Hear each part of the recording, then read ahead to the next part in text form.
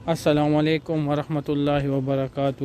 حضرت جی مولانا انعام الحسن کی نصیحت اور بہترین کارگزاری، جسے مولانا ابراہیم دیولہ صاحب نے اچھی طرح پیش کیا ہوا ہے، اس بیان کو لائک، سبسکرائب، شیئر کریں۔ جزاک اللہ۔ مولانا انعام الحسن صاحب رحمۃ اللہ علیہ یہ فرماتے تھے کہ ابھی کسی کے 5 بیٹے ہیں، اللہ کے دیے ہوئے 7 بیٹے ہیں، سب عالم قاری مفتی ہو جائیں، ایسا ہوتا نہیں ہے۔ سب کا مزاج الگ الگ ہے، کبھی ہو بھی جاتے ہیں، کبھی نہیں بھی ہوتے، تو کہ عالم قاری نہ ہو، حافظ مفتی نہ ہو، لیکن سب کا ذہن دینی ہو، سب کا ذہن کہ مجھے دین پر رہنا ہے، دین پر جینا ہے، یہ کرے۔ اتنے اس کو دینی تعلیم دے، اتنی ان کو دینی تربیت، تاکہ وہ اپنا دین ملحوظ رہے، پھر جو بھی روزی روزگار اس کے حلال اس کے مقدر میں ہوگا وہ کرے گا، لیکن ابتدا کہ اس کا ذہن دینی بنے، اس کا عقیدہ صحیح ہو جاوے، اس کا عمل صحیح ہو جاوے۔ دوسری کفایت اللہ صاحب رحمۃ اللہ علیہ کی کتاب تعلیم الاسلام ہے، جو ہمارے تعلیم الاسلام ہمارے دیار میں بہت مشہور ہے، شاید ہی کوئی ایسا ہو جو نہیں پڑھا ہوا ہوگا، سب نے اس کو پڑھی ہے۔ تو اس زمانے کے بزرگوں نے وہ یہ کتاب لکھوائی تھی مسلمانوں کے بچوں کے لیے، تاکہ مسلمانوں کے بچے کے عقیدے صحیح ہو جاوے، ان کے اعمال صحیح ہو جاوے۔ اس میں 4 حصے ہیں، موٹے موٹے مسائل اس کے اندر ہے، عقائد کے بھی ہیں اور عبادات کے بھی ہیں، تاکہ مسلمانوں کا بچہ کہ اس کا عقیدہ، اس کا عمل یہ دینی بنے۔ جو چیز بچپن میں ہو گئی وہ آخر تک رہے گی۔ من شب علی شیء شیب علیہ، عربی میں مشہور ہے کہ من شب علی شیء شیب علیہ، کہ جو جس حالت پر وہ جوانی میں آیا ہے وہی حالت بڑھاپے تک رہے گی۔ تو اگر ابتدا سے بچے کا ایمان، بچے کا عقیدہ، بچے کے عمل صحیح رہے، لڑکا ہو لڑکی ہو، کہ پھر وہ آخر تک اس کے اندر دین کا اثر باقی رہے گا۔ اس لیے یہ ذمہ داری ہے کہ ہمارے گھروں کی زندگی دینی بنے، ہمارا رہن سہن دینی بنے۔ ہمارے چینل کو لائک، سبسکرائب اور شیئر کریں، اور بیل آئیکن پر کلک کریں اور بیانات کو مزید آگے تک پہنچائیں۔ یہ معاشرت کہلاتی ہے کہ مسلمانوں کی معاشرت، مسلمانوں کا رہن سہن، مسلمانوں کے رہن سہن کی بنیاد دین نے احسان پر رکھی ہے، کہ ہمارا رہن سہن کیا ہو۔ ہمارا رہن سہن دوسروں سے کمانے کا نہیں ہے، ہمارا رہن سہن جو ہمارے دین نے دیا ہے وہ دوسروں کے ساتھ احسان کرنے کا ہے۔ معاشرت اس کو کہتے ہیں، رہن سہن، کہ مسلمانوں کا معاشرہ، مسلمانوں کا رہن سہن، کہ کیا بنیاد ہے، کہ اس کی بنیاد دوسروں پر احسان کرنا ہے، کہ ہماری ذات سے، ہمارے مال سے، ہمارے ہاتھ سے دوسروں پر احسان تو ہو، دوسروں کا نقصان نہ ہو۔ یہ معاشرت ہے، اس معاشرت پر دین قائم ہوگا۔ جب مسلمانوں کی معاشرت بگڑ جائے گی پھر دین قائم نہیں ہوگا، ان کو خود اپنے دین پر چلنا مشکل ہو جائے گا۔ اس محنت سے معاشرہ دینی بنتا ہے، ماحول دینی بنتا ہے۔ کیوں کہ اس میں ایمان کی بات ہے، اعمال کی بات ہے، علم کی بات ہے، ذکر کی بات ہے، اکرام اخلاق کی بات ہے، اخلاص کی بات ہے۔ اس سے جو معاشرہ بنے گا، ماحول بنے گا، وہ دینی بنے گا، کہ اس سے لوگوں کے سامنے دین آئے گا کہ یہ دین ہے، ان کا دین انہوں نے سکھاتا ہے۔ عبداللہ بن عمر رضی اللہ تعالیٰ عنہ اپنے گھر والوں سے بار بار پوچھتے تھے کہ پڑوسی کے ہاں کیا بھیجوایا، پڑوسی کو کیا دیا، کہ کون بزرگ پڑوس میں رہتے ہیں کہ ان کے لیے اتنا اہتمام ہے، کون بزرگ پڑوس میں رہتے ہیں؟ تو کوئی بزرگ پڑوس میں نہیں رہتا تھا، پڑوس میں یہودی تھا۔ اس یہودی کے لیے یہ بات ہوئی کہ اسے اگر کچھ بھیجوایا، اس کو کچھ دیا، کیوں کہ ہم کو ہمارے دین نے پڑوسی کے ساتھ احسان کرنے کا حکم دیا ہے۔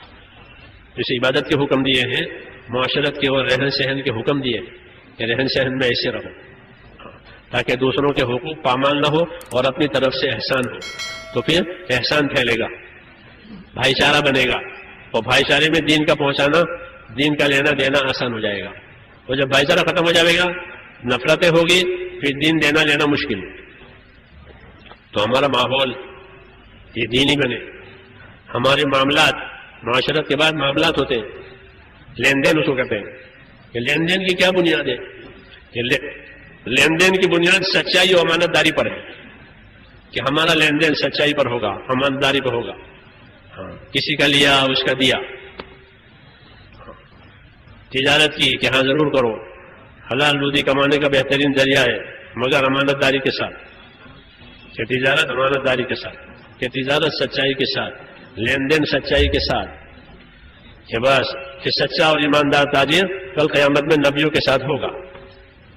تو معاملات کی بنیاد ایمانداری اور سچائی پر رکھیے کہ ہمارا لین دین لوگوں کے ساتھ صحیح ہو۔ یہ نہیں کہ لیا تھا اور دینے کا نام نہیں ہے، ادھار لیا تھا، قرضہ لیا تھا اور دینے کا نام نہیں ہے۔ حضور صلی اللہ علیہ وسلم کے زمانے میں جنازہ آتا تھا تو پوچھتے تھے کہ اس کے ذمے کوئی قرضہ ہے کسی کا، یہ لوگوں کا قرض لے کر مرا ہے یا کیا ہوا ہے؟ اگر معلوم ہوا کہ لوگوں کا قرضہ اس پر ہے تو فرماتے تھے ادا کرنے کے لیے مال چھوڑا ہے کہ ہاں، تو پھر جنازے کی نماز پڑھا دیتے۔ اور یہ کہ لوگوں کا قرضہ لیا ہے اور دیا نہیں ہے کہ تم نماز پڑھ لو اس کی، اتنی تنبیہ ہوتی تھی۔ لین دین مسلمانوں کا صاف معاملات کہتے ہیں اس کو، کیونکہ معاملات بگڑ جائیں گے تو اس کا بہت بڑا نقصان دینداری میں پڑے گا۔ فوراً لوگ یہ کہیں گے یہ دیکھو یہ حاجی صاحب ہے، یہ نمازی ہے، یہ پہلی صف میں ہے، وہ میرے پیسے نہیں دیے ہیں، میری زمین دبا رکھی ہے۔ ہاں تو لوگوں کے تانے پڑیں گے، تو لوگوں کے تانے انہیں دین میں آگے نہیں بڑھنے دیں گے۔ کیوں؟ کہ ان کے معاملہ صحیح نہیں ہے۔ دین کی محنت کے ذریعے سے یہ تمام لائنیں صحیح بنانی ہے۔ یہ خالی 5 کام کی بات نہیں ہے۔ 5 کام تو جائز کا، یہ تو محنت مشق کے لیے ہے، الف با تا کی طرح سے، کہ ہماری لائن، کہ ہمارا ایمان، ہماری عبادت، ہمارا رہن سہن، ہمارا لین دین، ہمارا اخلاق، یہ سب دین بن جائے۔ پھر دیکھو دین اپنی برکتوں کے ساتھ آئے گا۔ ایک یہ عمل ہے، اس کے اندر بیماریوں کا علاج ہے۔ جو بیماری ہوگی زندگی میں اگر یہ محنت صحیح ہوئی تو جیسے دوا بیماری پہ کی جگہ پر جا کر اثر کرتی ہے۔ دوا جو آدمی لیتا ہے تو دوا تو پیٹ میں جاتی ہے، لیکن اس کا اثر وہاں جاتا ہے جہاں درد ہوتا ہے۔ اگر گھٹنے کا درد ہے، گھٹنے کی گولی کھائی ہے تو گولی گھٹنے میں نہیں جاتی، گولی تو پیٹ میں جاتی ہے، لیکن گولی کا اثر گھٹنے میں جاتا ہے۔ سر کا درد ہے، وہ سر کے درد کی دوا لی ہے تو دوا پیٹ میں جائے گی پانی کے ساتھ، لیکن دوا کا اثر سر پر جائے گا۔ یہ اندر نظام ہے اللہ تعالیٰ کا، کیونکہ تندرستی دینے والا اللہ ہے، دوا نہیں۔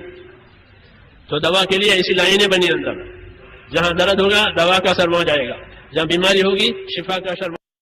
مولانا صاحب نے بتایا ہے جہاں درد ہوگا تو درد کا اثر ہو جائے گا، جہاں شفا ہوگا وہاں شفا کا اثر ہو جائے گا۔ تو میرے بھائیوں بزرگوں، جس طرح ہم نے یہ تذکرہ اور بیان سنا تو اس سے اخذ ہوتا ہے کہ جو کچھ بھی کرتا ہے اللہ پاک کی مدد سے ہوتا ہے، انسان صرف وسیلہ اور ذریعہ بنتا ہے۔ تو اسی طرح ہمیں بھی دین کے کام کو آگے تک پہنچانا چاہیے اور بڑھ چڑھ کر تبلیغ میں جانا چاہیے۔ ہم نہیں، پورے مسلم امت کو اس کام کے لیے یکجا کرنا چاہیے۔ اسی میں ہماری آخرت کی بھلائی ہے، کیونکہ یہ دنیا تو عارضی ہے، یہاں ہر کوئی مہمان بنا ہوا ہے، آئے گا، اور آخرت کے لیے جس نے اچھے کام اعمال کیے ہوں، نماز پڑھے ہوں، روزہ زکوٰۃ حج اور سب سے زیادہ اپنے والدین کی خدمت کیے ہو تو وہاں پر کام آئے گی۔ مگر 5 وقت کی نماز باقاعدگی سے پڑھنا چاہیے اور دین کا کام کرنا چاہیے۔ اسی میں دوستو ہماری آخرت کی بھلائی ہے۔ جزاک اللہ۔